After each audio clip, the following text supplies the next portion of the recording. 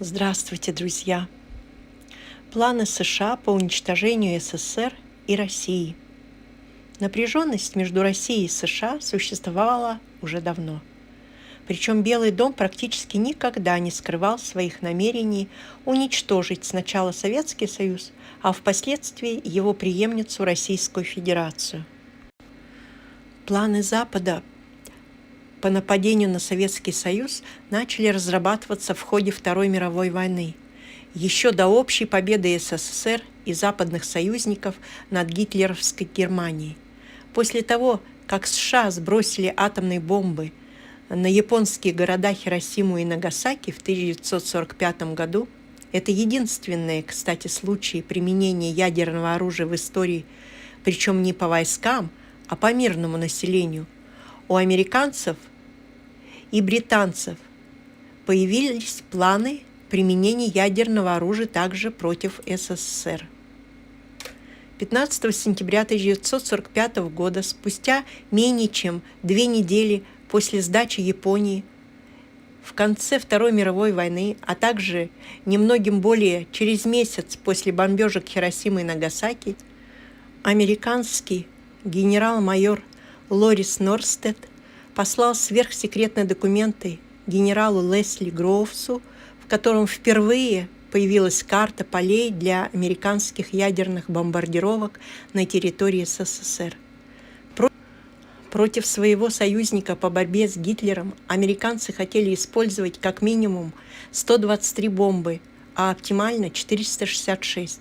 В числе приоритетных целей значились Москва, Баку, Новосибирск, Горький, Свердловск, Челябинск, Омск, Куйбышев, Казань, Саратов, Молотов, Магнитогорск, Грозный, Новокузнецк и Нижний Тагил. В директиве Объединенного комитета военного планирования номер 432/Д от 14 декабря 1945 года был расписан и план под названием «Клешни». В нем для атомной бомбардировки были намечены 20 основных городов и промышленных центров СССР, на которые предполагалось сбросить 196 атомных бомб. За этим планом последовал целый ряд других с не менее устрашающими названиями: «Жаркий день», «Испепеляющий жар», «Встряска» и так далее. В книге историка Майкла Шерри «Подготовка к следующей войне», описывающей планы США военного времени, сказано, что вопреки официальным заявлениям о том, что США не нанесут первого удара, штабные планировщики прямо настаивали на концепции первого превентивного удара. В той же книге указывается, что СССР был для американцев не непосредственной угрозой, а только потенциальным врагом. То, что СССР в те годы не представлял собой прямой угрозы для США в военном плане, однако не мешало американцам готовить планы ядерной бомбардировки советских городов. Согласно рассекреченным документам ФБР США, бывший премьер-министр Великобритании Уинстон Черчилль предлагал США нанести ядерный удар по СССР еще в 1947 году.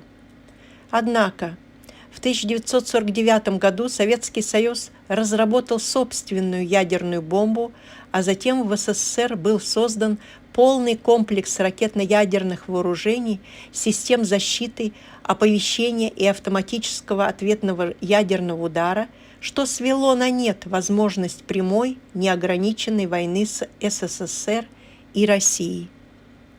19 декабря 1949 года в США был утвержден план «Драншот» на случай войны против Советского Союза. План предполагал сбрасывание на первом этапе 300 атомных бомб по 50 килотонн и 200 тысяч тонн обычных бомб на 100 советских городов, из них 25 атомных бомб на Москву, 22 на Ленинград, 10 на Свердловск, 8 на Киев, 5 на Днепропетровск, 2 на Львов и так далее. Для экономичного использования имеющихся средств Планом предусматривалась разработка баллистических ракет. Кроме ядерного оружия, предполагалось применить на первом этапе 250 тысяч тонн обычных бомб, а всего 6 миллионов тонн обычных бомб. Американцы подсчитали, что в результате массированной атомной и обычной бомбардировки погибнет около 60 миллионов жителей СССР. А всего, с учетом дальнейших боевых действий, погибнет свыше 100 миллионов советских людей. В 2015 году США раскрыли информацию о предполагаемых ядерных ударах по СССР согласно плану 1956 года, составленному командованием стратегической авиации США.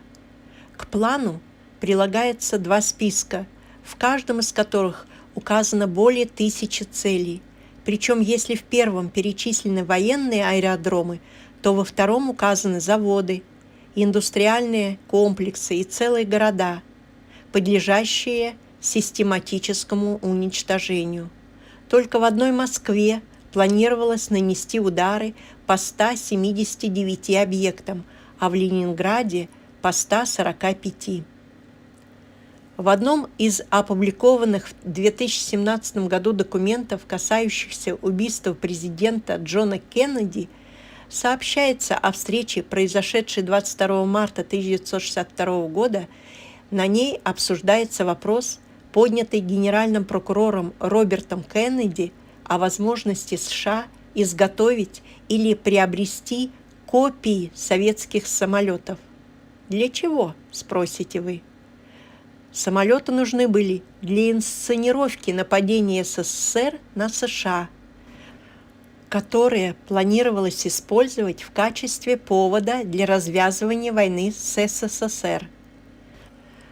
О возможности использования копий советских самолетов для инсценировки нападения на объекты США и союзников также писал в 2001 году историк Роберт Далек в своей книге «Джон Кеннеди. Незаконченная жизнь».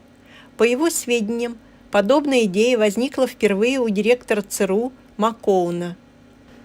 Во времена Холодной войны был составлен так называемый план Даллеса, план действий США против СССР и заключавшийся в скрытом моральном разложении населения страны. Авторство плана приписывается американскому дипломату и разведчику Аллену Уэлшу Даллесу. Целью этого плана являлось уничтожение СССР методами пропаганды, нацеленной на разобщение национальностей и социальных групп, потерю традиций, нравственных ценностей, моральное разложение населения страны.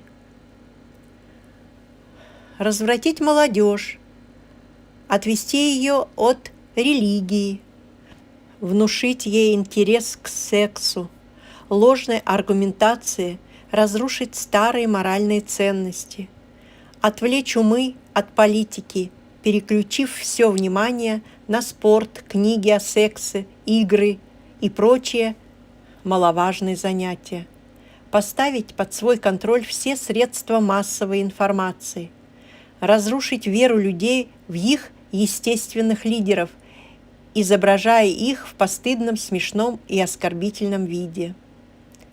Американцами был даже разработан так называемый Гарвардский план, который был направлен на уничтожение СССР и получение полного контроля над природными богатствами нашей страны.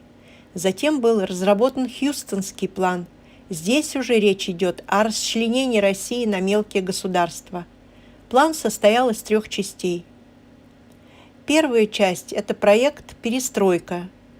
Поручено было завершить Михаилу Горбачеву. Вторая часть этого плана – «Реформы» Борису Ельцину. Третья часть этого плана, проект завершения, должен был быть реализован Владимиром Путиным. Если Горбачев и Ельцин с помощью западных стран выполнили свою часть плана в 90-е годы, то в начале 21 века, когда Путин пришел к власти, проект завершения реализован не был. Вашингтону пришло понимание того, что наскоком, как планировалось изначально, уничтожить Россию не получится.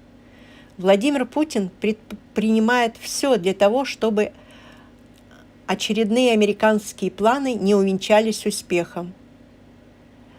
Потерпев неудачу в начале 2000-х, американцы тщательно пересмотрели свой подход к развалу России.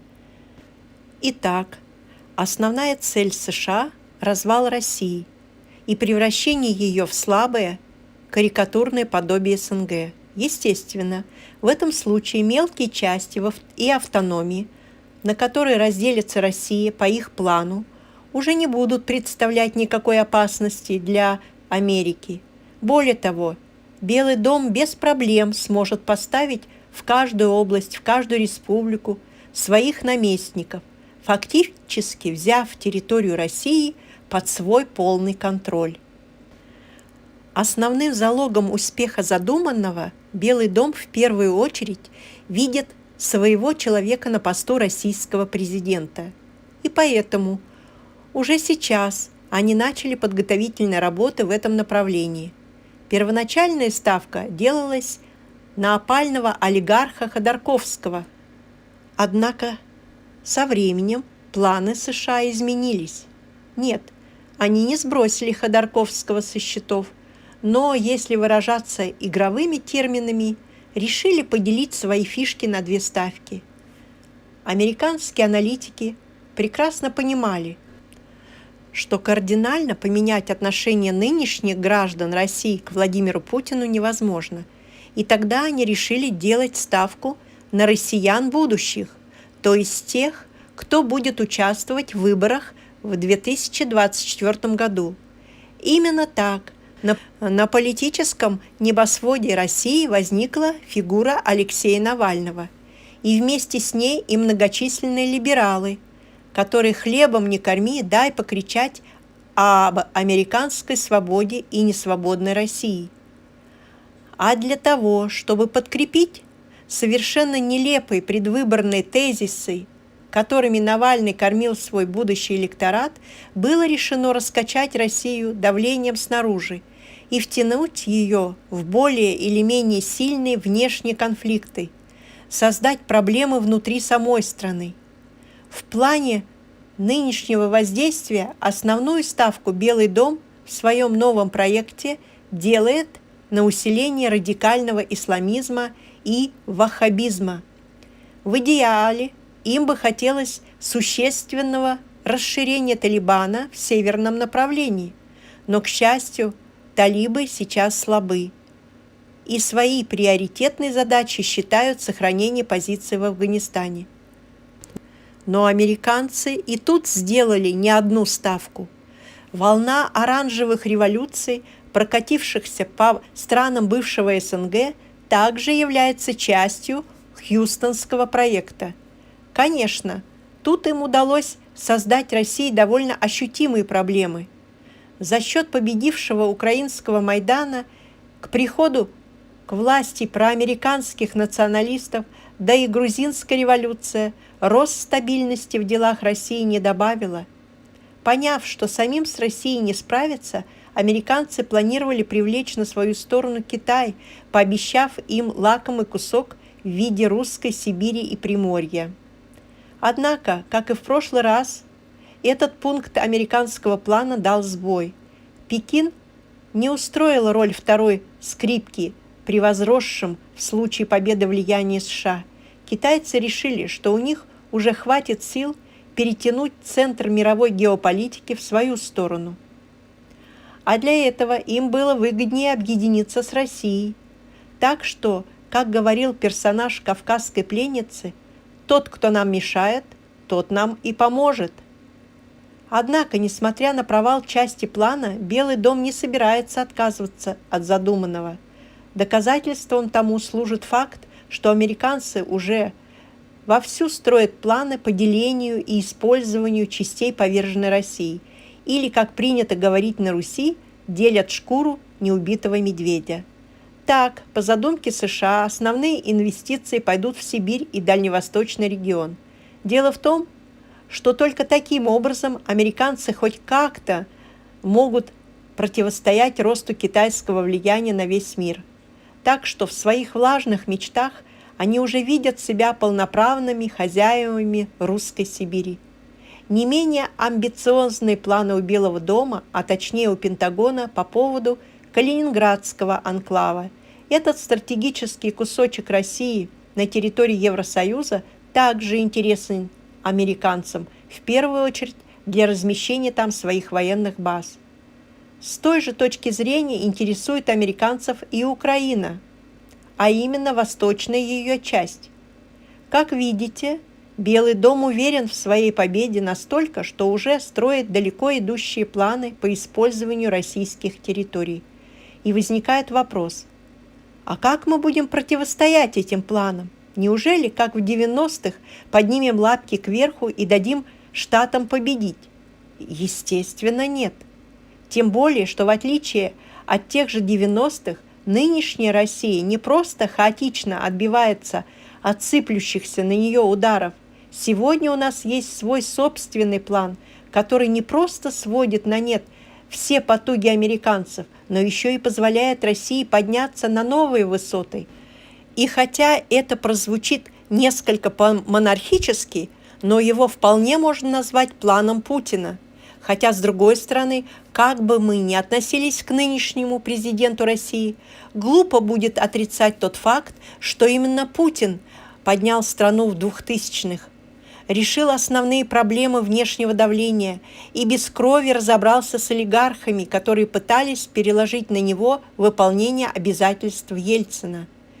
Впервые отрывочные воспоминания о плане Путина прозвучали еще в 2007 году, и конечная цель этого плана не просто противодействовать Хьюстонскому проекту, а возвращение России статуса великой державы, примерно такого же, как в свое время имел Советский Союз. Конечно, речь не идет о реставрации СССР. Союз должен быть новым, с новыми правилами и участниками. Конечно, добиться этого будет непросто, хотя некоторые, причем весьма заметные шаги в этом направлении уже сделаны. Созданы Таможенный союз, БРИКС и ШОС. Россия постепенно отказывается от американского доллара, формируя независимую рублевую зону. Участие в китайском проекте века «Один пояс, один путь» также позволяет нашей стране существенно усилить свои позиции во всех областях мировой геополитики. Резко выросла мощь и боеготовность вооруженных сил. Появилось новое оружие, которого пока нет ни у кого в мире. Аналитики США, естественно, считают армию США первой в мире. России отдают второе место. А у нас говорят в ответ: Россия может и не первая, но точно не вторая. Одним словом, надо понимать, что США будут вынашивать свои планы и далее по дестабилизации ситуации в России. Это надо понимать и правильно на это реагировать.